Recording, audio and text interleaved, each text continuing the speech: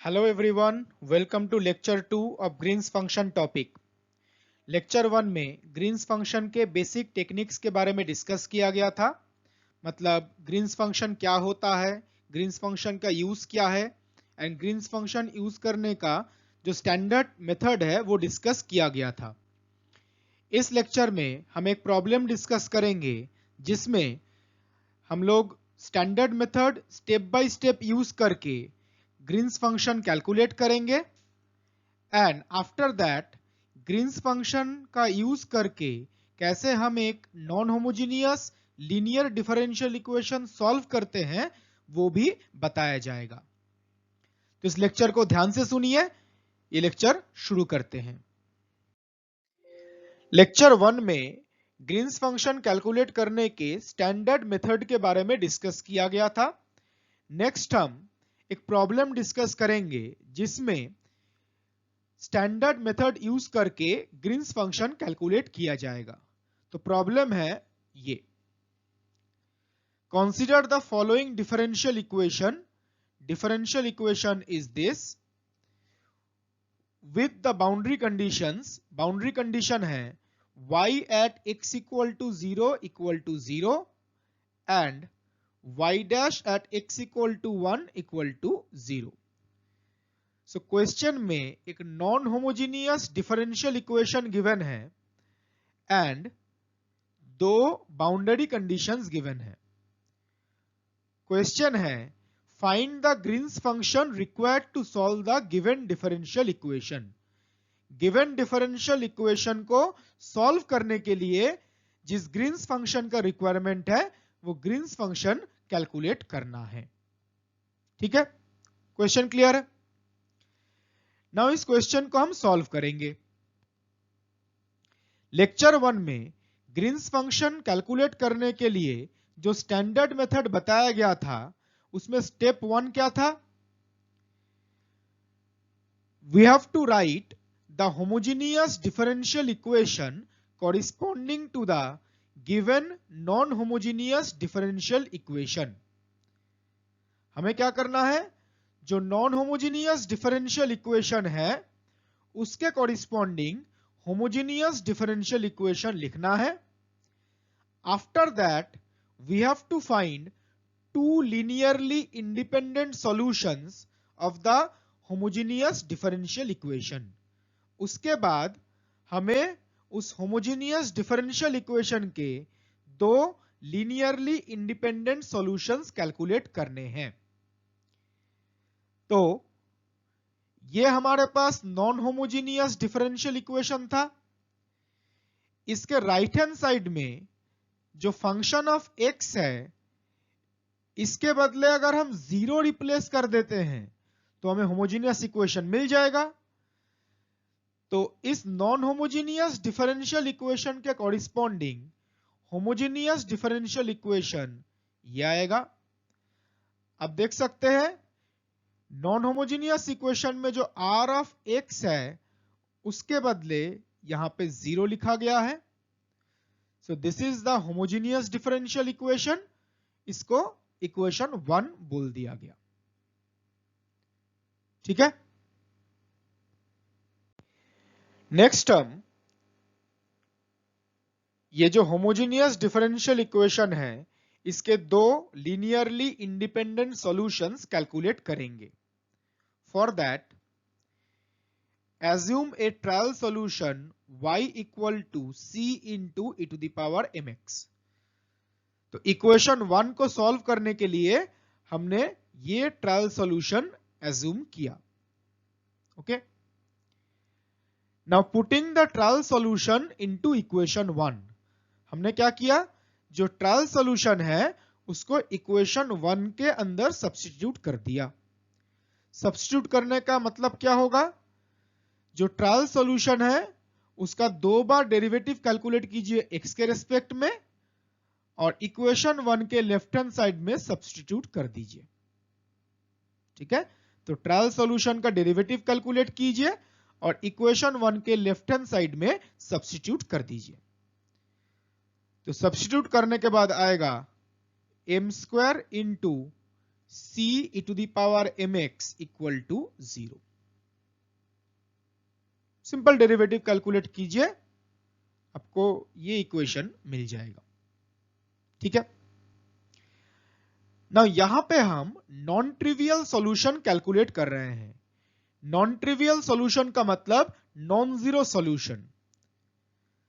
तो इसका मतलब है जो ट्रायल सॉल्यूशन हमने एज्यूम किया है c e to the power mx, it is not equal to 0। Non trivial solution का मतलब नॉन जीरो सॉल्यूशन। तो ये जो ट्रायल सॉल्यूशन है ये जीरो नहीं होगा। तो अब बताइए, ये जो c e to the power mx है ये जीरो नहीं हो सकता, because we are calculating non trivial solution. तो किसको जीरो होना पड़ेगा? m square should be equal to 0। और इसी इक्वेशन को हम क्या बोलते हैं? ऑक्सिलरी इक्वेशन और कैरेक्टरिस्टिक इक्वेशन। तो इक्वेशन 1 के कॉरिस्पॉन्डिंग ऑक्सिलरी इक्वेशन आएगा m स्क्वायर इक्वल टू 0, और इस ऑक्सिलरी इक्वेशन के रूट्स क्या होंगे? 0 and 0। Roots are real and equal. जो ऑक्सिलरी इक्वेशन के रूट्स हैं वो 0 0 आए हैं, तो ये रियल और इक्वल है। ठीक है,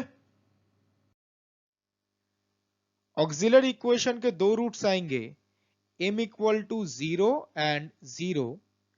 सो roots are real and equal. Root जब रियल एंड इक्वल होते हैं तो फर्स्ट लीनियरली इंडिपेंडेंट सॉल्यूशन होता है e to the power mx, and second linearly independent solution होता है x into e to the power mx। तो पहला इंडिपेंडेंट सॉल्यूशन ये है, दूसरा इंडिपेंडेंट सॉल्यूशन ये है। नाउ इस क्वेश्चन में m का वैल्यू कितना है? 0। So first linearly independent solution होगा y1 equal to e to the power 0 into x which is equal to 1, and दूसरा लीनियरली इंडिपेंडेंट सॉल्यूशन होगा y2 equal to x into e to the power 0 into x which is equal to x। Just क्या किया गया है? e to the power mx and x e to the power mx, इन दोनों में m के बदले 0 रिप्लेस कर दिया गया।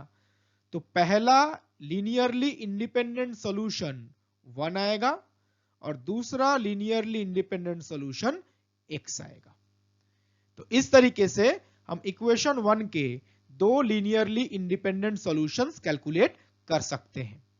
ठीक है, नेक्स्ट स्टेप 2। स्टेप 2 में हम क्या करते हैं? We express the Green's function as a linear combination of two linearly independent solutions y1 and y2। हम ग्रीन्स फंक्शन को y1 एंड y2 के लीनियर कॉम्बिनेशन में एक्सप्रेस करते हैं। So the general solution of the Green's function can be written as this. Green's function को y1 और y2 के linear combination में लिखा गया है। y1 क्या था? 1, y2 क्या था? x। तो ग्रीन्स फंक्शन को 1 एंड x के लीनियर कॉम्बिनेशन में लिखा गया है। ठीक है, अब यहां पे देखिए, x का जो डोमेन है उसको दो पार्ट में डिवाइड किया गया, x less than a and x greater than a। ऐसा क्यों? आप लेक्चर 1 को जब रिवाइज करेंगे तो आप देखेंगे given non homogeneous differential equation क्या है? d2y dx2 is equal to r of x।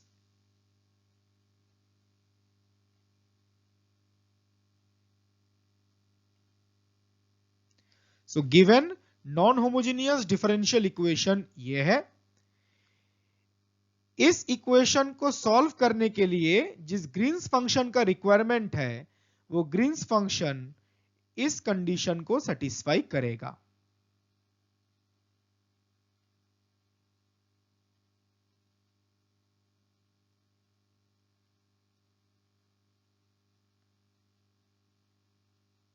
Okay, so second order derivative of Green's function related to Dirac delta function. ये ध्यान रखिएगा, क्वेश्चन में जो नॉन होमोजेनियस डिफरेंशियल इक्वेशन था वो एक सेकेंड ऑर्डर डिफरेंशियल इक्वेशन है, इसीलिए ग्रीन्स फंक्शन का सेकेंड ऑर्डर डेरिवेटिव किससे रिलेटेड होगा? डिराक डेल्टा फंक्शन से रिलेटेड होगा। नाउ ये जो इक्वेशन है दिस वन, इस इक्वेशन को सॉल्व करके हम ग्रीन्स फंक्शन कैलकुलेट करेंगे। ना पहले हम क्या करते हैं, पहले हम x not equal to a consider करते हैं। x not equal to a के लिए ग्रीन्स फंक्शन क्या होगा ये पता करेंगे। आफ्टर दैट जो x equal to a point को हमने एक्सक्लूड किया था, हमने पहले क्या अज्यूम किया, x not equal to a, तो हमने x इक्वल टू a इस पॉइंट को एक्सक्लूड किया है। तो पहले हम x not equal to a के लिए ग्रीन्स फंक्शन कैलकुलेट करेंगे, फिर कॉन्टिन्यूटी कंडीशन यूज करके x इक्वल टू a इस पॉइंट को भी सॉल्यूशन में इंक्लूड कर लेंगे। ठीक है, तो ग्रीन्स फंक्शन कैलकुलेट करने का स्टैंडर्ड टेक्निक है ये हमने लेक्चर 1 में ऑलरेडी डिस्कस किया था। तो आप बताइए, ये जो x not equal to a है इसको हम दो रीजन में डिवाइड कर सकते हैं। पहला रीजन आएगा x लेस देन a, दूसरा रीजन आएगा x ग्रेटर देन a। तो basically x not equal to a को ये दो रीजन में डिवाइड किया गया है, x less than a and x greater than a। And in both regions Green's function को y1 एंड y2 के लीनियर कॉम्बिनेशन में एक्सप्रेस किया गया है, जैसा स्टेप 2 में बताया गया था। ठीक है, नाउ नेक्स्ट हमें क्या पता करना होता है, x का जो डोमेन है उसका लोअर लिमिट और अपर लिमिट क्या है। तो लोअर लिमिट और अपर लिमिट क्या होगा यह हमें गिवन बाउंड्री कंडीशन से पता चलेगा। अब देखिए बाउंड्री कंडीशंस क्या थे, y at x equal to 0 and y dash at x equal to 1 equal to 0। यहां से x का जो डोमेन है उसका लोअर लिमिट कितना होगा 0, अपर लिमिट कितना होगा 1। ये जो 0 है ये लोअर लिमिट को रिप्रेजेंट करेगा और ये जो 1 है ये अपर लिमिट को रिप्रेजेंट करेगा। इससे हमें कैपिटल A और कैपिटल B का वैल्यू पता चल जाएगा। ठीक है, therefore the Green's function can be written as, Green's function को हम लिख सकते हैं a1 plus a2 into x for x greater than equal to 0 less than a, and Green's function is equal to b1 plus b2x for x greater than a less than equal to 1। x का जो domain है उसका lower limit है 0 और upper limit है 1, और ये lower limit और अपर लिमिट हमें कहां से पता चला, from the given boundary conditions. ठीक है, तो ग्रीन्स फंक्शन का जनरल सॉल्यूशन ये है।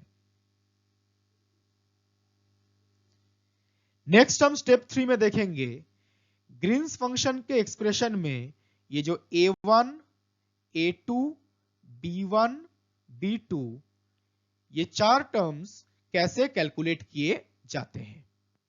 ठीक है, नेक्स्ट स्टेप 3, ग्रीन्स फंक्शन का जो जनरल सॉल्यूशन है उसको हम ऐसे लिख सकते हैं, ये लास्ट स्लाइड में बताया गया। स्टेप 3 में हम क्या करेंगे, we will find the values of a1, a2, b1 and b2 using the conditions which are satisfied by the Green's function. Step 3 में हम a1, a2, b1 and b2 इनका वैल्यू कैलकुलेट करेंगे यूजिंग द कंडीशंस। तो condition 1, पहला boundary condition क्या था? y at x equal to 0 is equal to 0। अब जिस बाउंड्री कंडीशन को y सेटिस्फाई करेगा उस बाउंड्री कंडीशन को ग्रीन्स फंक्शन भी सेटिस्फाई करेगा। तो यहां पे क्या गिवन था? y at x equal to 0 is equal to 0। x equal to 0 पे y का वैल्यू 0 है। That means the value of the Green's function at x equal to 0 will be equal to 0। जो Green's function है उसका value भी x equal to 0 पे कितना होगा? 0 ही होगा। Now यहां पे हम Green's function का कौन सा मैथमेटिकल फॉर्म यूज करेंगे? ये यूज करेंगे या ये यूज करेंगे? अब देखिए यहां पे हम x के बदले 0 रिप्लेस कर रहे हैं। x इक्वल टू 0 किस में प्रेजेंट है? जो फर्स्ट इंटरवल है। तो जो फर्स्ट कंडीशन है वो हम इस सॉल्यूशन के ऊपर अप्लाई करेंगे, a1 प्लस a2x। ठीक है? तो इस सॉल्यूशन में अगर हम ये कंडीशन रिप्लेस करते हैं, क्या है? x के बदले 0 रिप्लेस करना है, तो आएगा a1 plus a2 into 0 equal to 0। If you simplify, we will obtain a1 is equal to 0। a1 का वैल्यू 0 है, ये हमें पता चल जाएगा। Clear? Next, second boundary condition. Second boundary condition है y dash at x equal to 1 equal to 0। y का जो फर्स्ट ऑर्डर डेरिवेटिव है उसका वैल्यू x इक्वल टू 1 पे 0 है। इसका मतलब ग्रीन्स फंक्शन का जो फर्स्ट ऑर्डर डेरिवेटिव है उसका वैल्यू x इक्वल टू 1 पे 0 आएगा। The first order derivative of Green's function at x equal to 1 will be equal to 0। ठीक है? नाउ सेकेंड कंडीशन अप्लाई करने के लिए कौन सा सॉल्यूशन यूज करेंगे? यहां पे x का वैल्यू क्या रिप्लेस करना है? 1। x का वैल्यू किस इंटरवल में दिख रहा है आपको? x equal to 1, second interval. x equal to 1 second interval में प्रेजेंट है। तो ये सेकेंड कंडीशन अप्लाई करने के लिए हम ग्रीन्स फंक्शन का ये सॉल्यूशन यूज करेंगे, b1 plus b2 into x। ठीक है? तो कंडीशन क्या था? ग्रीन्स फंक्शन का first order derivative x equal to 1 पे 0 होगा। तो इसका अगर हम फर्स्ट ऑर्डर डेरिवेटिव कैलकुलेट करते हैं, क्या आएगा? b1 का derivative 0 and b2 into x का डेरिवेटिव b2। एंड कंडीशन के अकॉर्डिंग राइट हैंड साइड में क्या आएगा? 0। सिंप्लीफाई करेंगे तो b2 का वैल्यू आ जाएगा 0। तो फर्स्ट और सेकेंड कंडीशन अप्लाई करके हमें a1 एंड b2 का वैल्यू पता चल गया। So the Green's function can be written as this. क्या किया गया है? ग्रीन्स फंक्शन का जो जनरल सॉल्यूशन था, इस जनरल सॉल्यूशन में a1 के बदले 0 रिप्लेस किया गया है एंड b2 के बदले 0 रिप्लेस किया गया है। ठीक है? So Green's function is equal to a2 into x for the region 0 to a, Green's function equal to b1 for the region a to 1। Okay? Now Green's function का जो ये सॉल्यूशन है, इसमें हम third and fourth condition apply करेंगे, जिससे हमें a2 and b1 इन दोनों का वैल्यू पता चलेगा। ठीक है।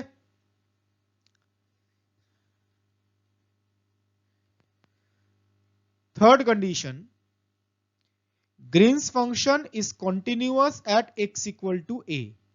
जो ग्रीन्स फंक्शन है वो x इक्वल टू a पे कॉन्टिन्यूअस होना चाहिए। इसका मतलब the right hand limit of the Green's function at x equal to a will be equal to left hand limit of the Green's function at x equal to a। x equal to a पे Green's function का right hand limit and Green's function का left hand limit equal होना चाहिए। ठीक है। तो हम यहां पर ग्रीन्स फंक्शन का right hand limit and left hand limit calculate करेंगे at x equal to a। तो पहले राइट हैंड लिमिट कैलकुलेट करते हैं। अब देखिए राइट हैंड लिमिट में क्या प्रेजेंट है, x is tending towards a plus. इसका मतलब क्या है, we are approaching towards x equal to a from a value x greater than a। हम x इक्वल टू a की तरफ अप्रोच कर रहे हैं from a value x greater than a। And जो लेफ्ट हैंड लिमिट में ये present है x tends to a minus. x tends to a minus का मतलब है we are approaching towards x equal to a from a value x less than a। हम x equal to a की तरफ approach कर रहे हैं from a value x less than a। ठीक है। तो अब बताइए राइट हैंड लिमिट के टाइम पे x ग्रेटर देन a है, तो ग्रीन्स फंक्शन का कौन सा फॉर्म यूज करेंगे, x ग्रेटर देन a है। x ग्रेटर देन a कहां पे दिख रहा है, ठीक है। तो राइट हैंड लिमिट कैलकुलेट करने के लिए हम ग्रीन्स फंक्शन का ये फॉर्म यूज करेंगे।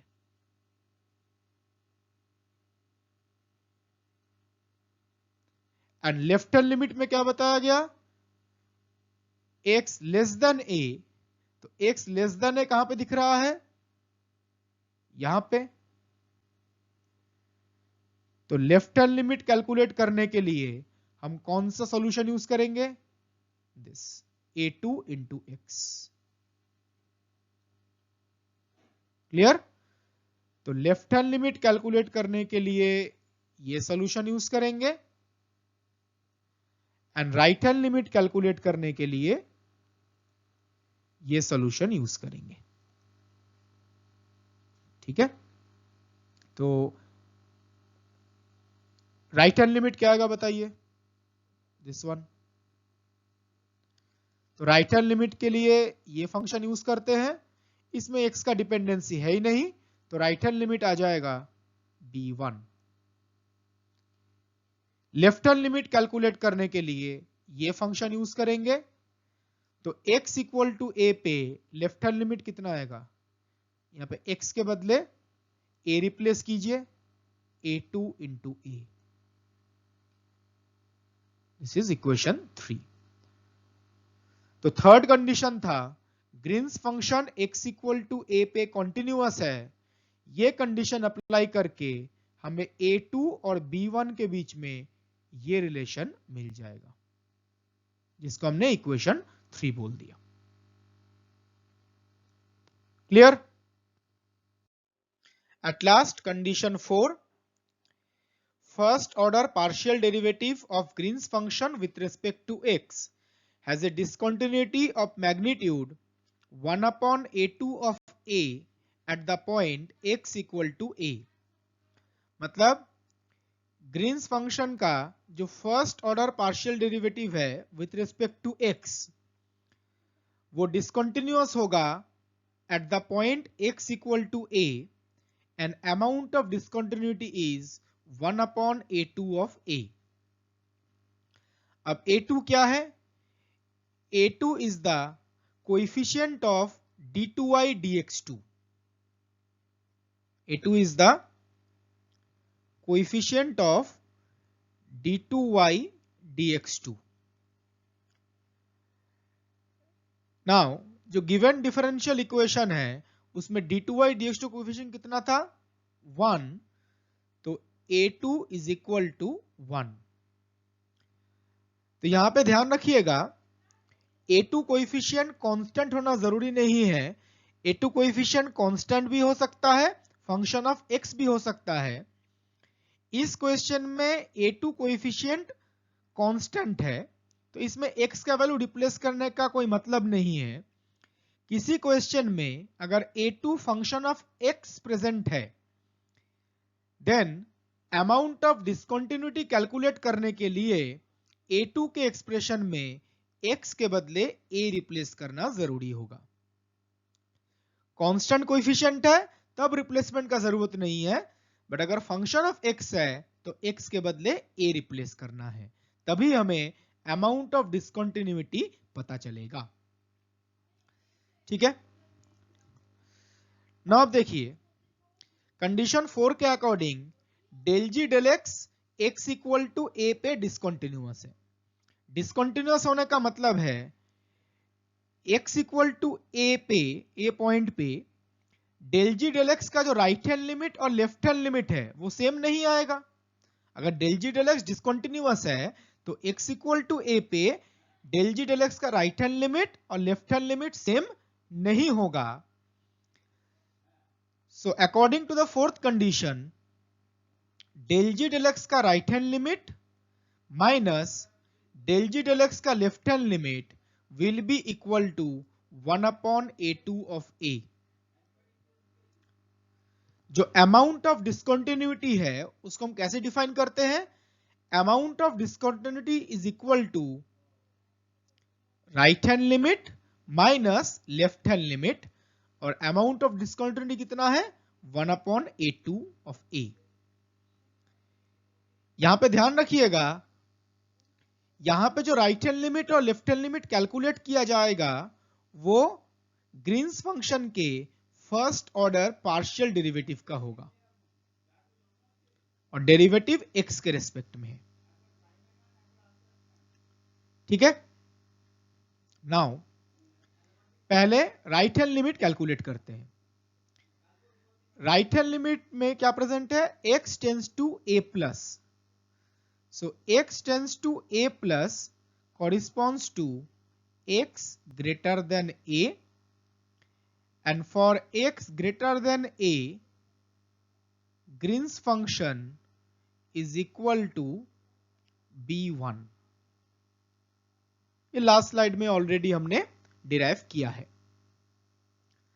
तो डेल जी डेल एक्स का राइट हैंड लिमिट कैलकुलेट करने के लिए हम ये ग्रीन्स फंक्शन यूज करेंगे। तो बताइए b1 का पार्शियल डेरिवेटिव x के रेस्पेक्ट में कितना आएगा? 0। So del g del x का राइट हैंड लिमिट कितना हो जाएगा? Right hand limit will B 0। ठीक है, नाउ लेफ्ट हैंड लिमिट पे आते हैं। लेफ्ट हैंड लिमिट में है x tends to a minus, x tends to a minus corresponds to x less than a, and for x less than a Green's function is equal to a2 into x। तो left hand limit calculate करने के लिए हम ये Green's function use करेंगे। तो इस Green's function का पार्शियल डेरिवेटिव x के रेस्पेक्ट में कितना आएगा? a2। तो डेल जी डेल एक्स का लेफ्ट हैंड लिमिट क्या आ जाएगा? a2। तो right hand limit 0, left hand limit a2। On the right hand side 1/a2 of a था, और गिवन इक्वेशन के लिए a2 कोएफिशिएंट कितना है? 1। तो राइट हैंड साइड आ जाएगा 1। So right hand limit minus left hand limit equal to amount of discontinuity. ठीक है, ना इसको सिंप्लीफाई करेंगे तो a2 का वैल्यू -1 आ जाएगा। Okay, now according to condition 3 ये हमने डिराइव किया था B1 is equal to A2 into A। ये थर्ड कंडीशन के अकॉर्डिंग B1 और A2 के बीच में ये रिलेशन था। नाउ A2 का वैल्यू क्या है? -1, तो B1 इक्वल टू क्या आ जाएगा? -A।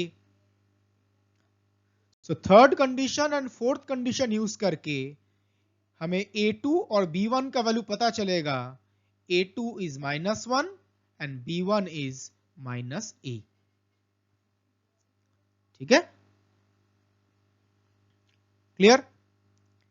नाउ ग्रीन्स फंक्शन के एक्सप्रेशन में A2 equal to -1 and B1 equal to -A replace करेंगे तो ग्रीन्स फंक्शन का फाइनल मैथमेटिकल फॉर्म आ जाएगा ये। Therefore, the Green's function required to solve the given differential equation is Green's function equal to -x for x 0 to a and Green's function equal to -a for x a to 1। अब यहां पे ध्यान दीजिए, Green's function calculate करने के initial step में x equal to a को exclude किया गया था। कॉन्टिन्यूटी कंडीशन यूज करके x इक्वल टू a को सॉल्यूशन में इंक्लूड कर लिया गया है। ठीक है, तो क्वेश्चन में जो non homogeneous linear differential equation given था उसको सॉल्व करने के लिए जिस ग्रीन्स फंक्शन का रिक्वायरमेंट है वो ये है। ठीक है, तो हमने standard method step by step use करके गिवन डिफरेंशियल इक्वेशन के लिए ग्रीन्स फंक्शन कैलकुलेट किया। कोई भी non homogeneous linear differential equation हो, ग्रीन्स फंक्शन कैलकुलेट करने का स्टैंडर्ड मेथड यही है जो अभी तक हमने डिस्कस किया है। क्लियर? अभी तक हमने ग्रीन्स फंक्शन कैसे कैलकुलेट किया जाता है वो स्टेप बाय स्टेप डिस्कस किया। नेक्स्ट हम डिस्कस करेंगे finding solution of the differential equation using Green's function. अगर हमें ग्रीन्स फंक्शन पता है तो गिवन डिफरेंशियल इक्वेशन का सॉल्यूशन कैसे कैलकुलेट किया जाता है। Okay, so the solution of the given differential equation in terms of Green's function can be written as this. Solution y of x equal to integration of r of a into Green's function, integration with respect to a from capital A to capital B. x का lower limit capital A and upper limit capital B कहां से calculate करते हैं? From the given boundary condition. So question में जो boundary condition given था उससे lower limit क्या पता चलेगा? 0 एंड अपर लिमिट 1। ये ऑलरेडी हमने पहले डिस्कस किया है किस तरीके से बाउंड्री कंडीशन से अपर लिमिट और लोअर लिमिट डिसाइड किया जाता है। नाउ इंटीग्रेशन के अंदर ये तो ग्रीन्स फंक्शन है जो हमने ऑलरेडी कैलकुलेट किया है। ये r ऑफ a क्या है?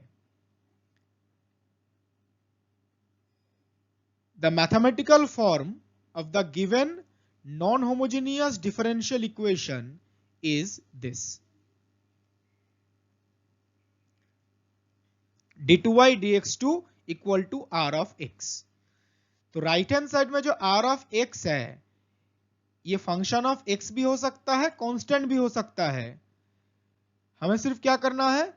r ऑफ x के एक्सप्रेशन में x के बदले a सब्स्टिट्यूट करना है तो हमें r ऑफ a पता चल जाएगा। ओके, तो इस इंटीग्रेशन को सॉल्व करेंगे तो हमें गिवन डिफरेंशियल इक्वेशन का सॉल्यूशन पता चल जाएगा। ठीक है, let's take one example. Suppose given differential equation का राइट हैंड साइड में जो r ऑफ x है, r of x is equal to sine of x।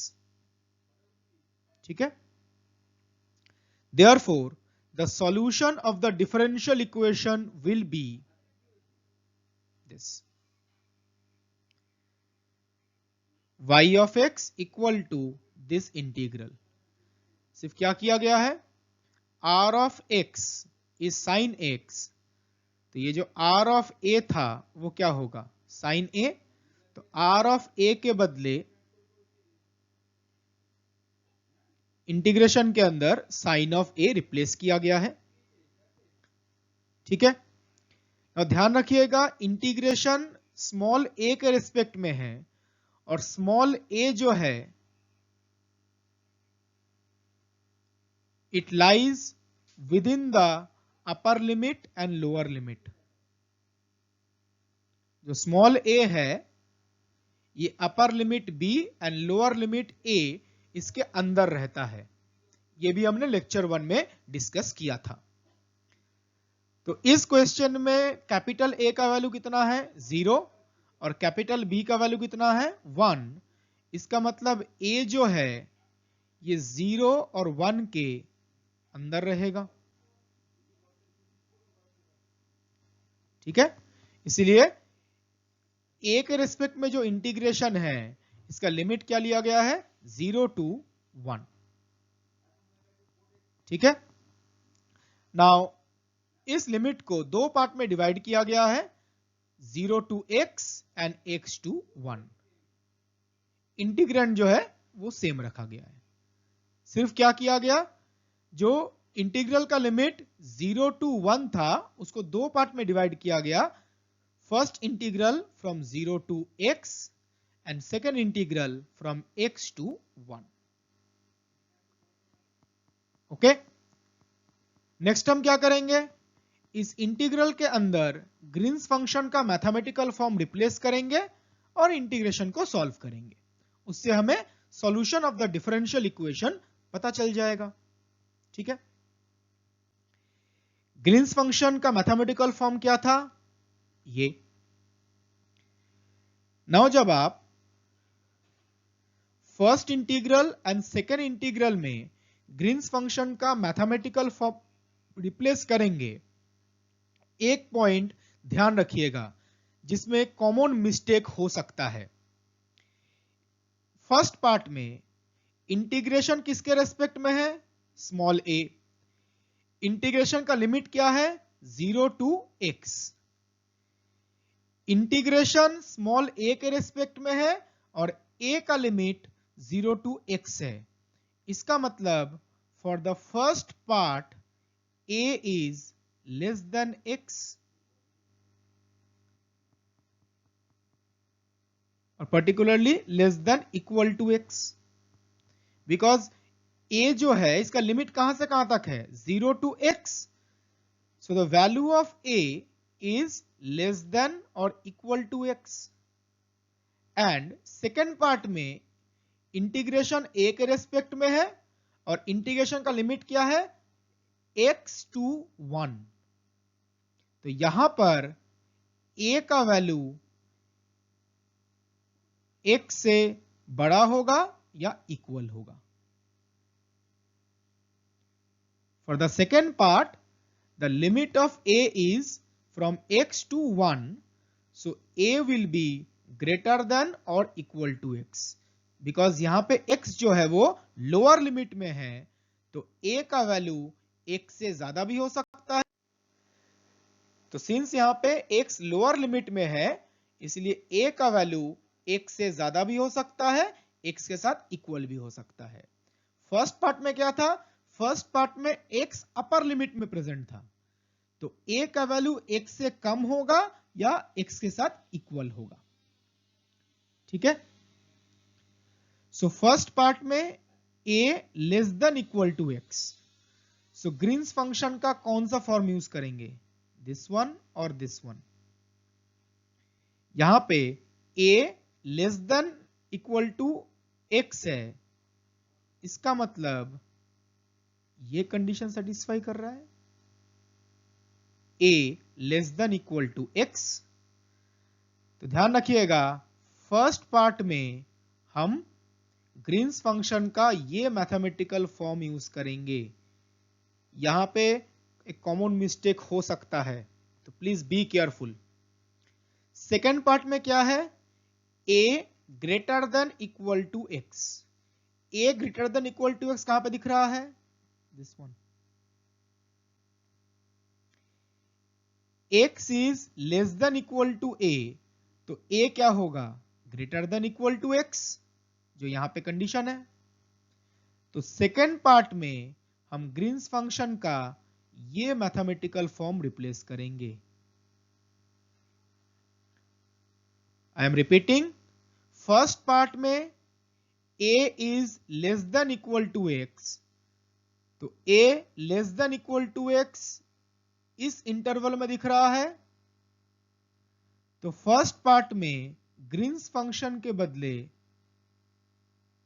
ये सब्स्टिट्यूट करेंगे।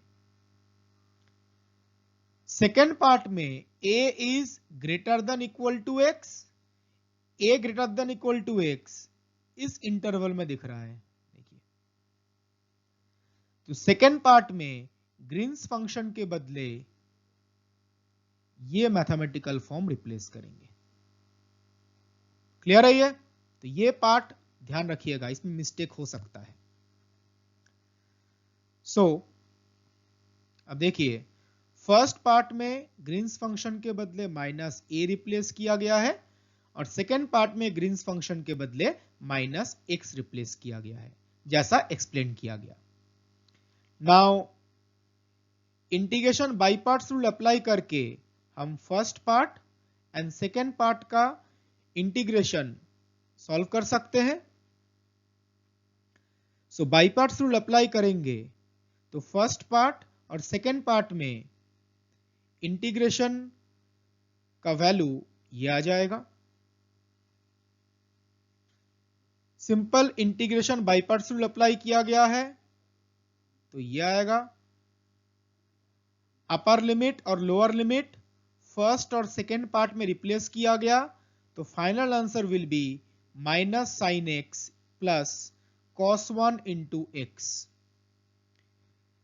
This is the solution of the given non-homogeneous linear differential equation.